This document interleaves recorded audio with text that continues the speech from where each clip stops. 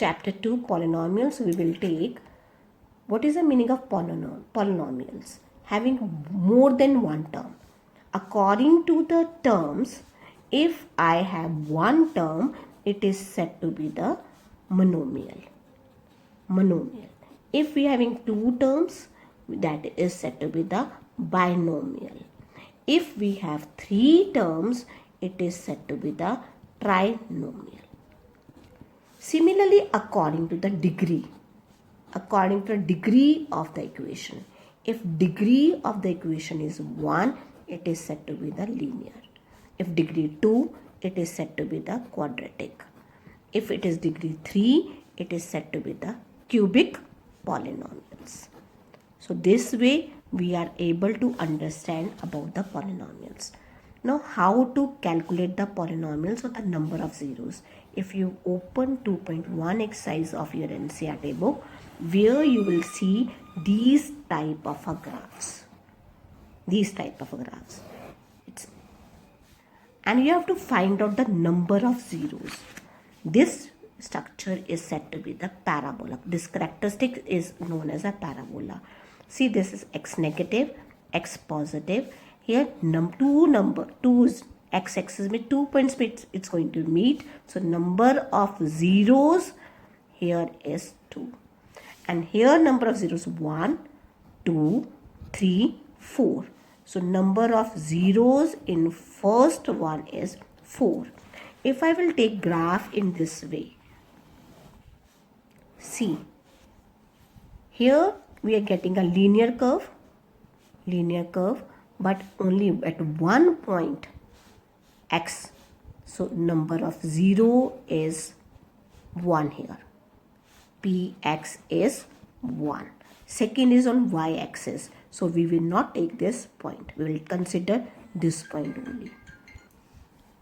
Exercise 2.2, we will find out the zeros. We will find out the zeros of the polynomial. How to find out the zero of the polynomials, especially alpha and beta. For this we will use this. I am giving you one example. This example I have written over x square plus 5x plus 6. Degree of this quadratic is 2. 3 terms 1, 2, 3. So number of terms are 3. So it is trinomial. Now splitting the middle term, which is the middle term over here? 5. I will think of two roots. I will take the factors of 6, 2 and 3. So I will write x square plus 2x plus 3x plus 6. So this 5x split into 2x plus 3x. I will take common number from here. What is common here? X. X plus 2. What is common here? 3. X plus 2. So my x plus 2 and x plus 3. So my roots alpha is minus 2, beta is minus 3. My two roots are alpha is minus 2 and minus 3. Now I have to verify the relationship.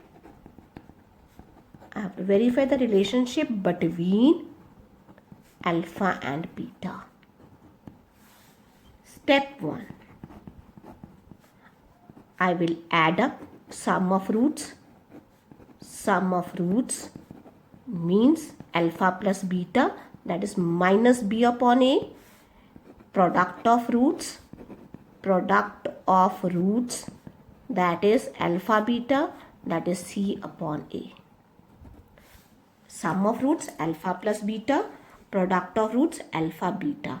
This is c upon a, this is minus b upon a.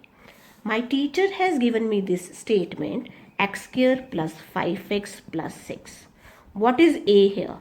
A here 1, b is 5 and c is 6. So what is alpha plus beta over here? That is minus b upon a.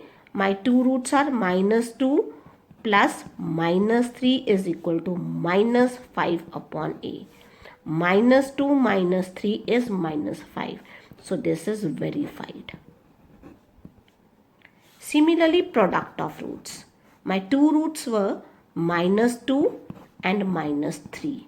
That is equal to C upon A. What is C here? 6. What is C here? 6. So 6. 3 2s are 6. So 6 and 6. In this way, I have verified the relationship between the roots. So that was the question 1 of your exercise 2.2. Now second question. Here the teacher has given you the sum of roots and product of roots.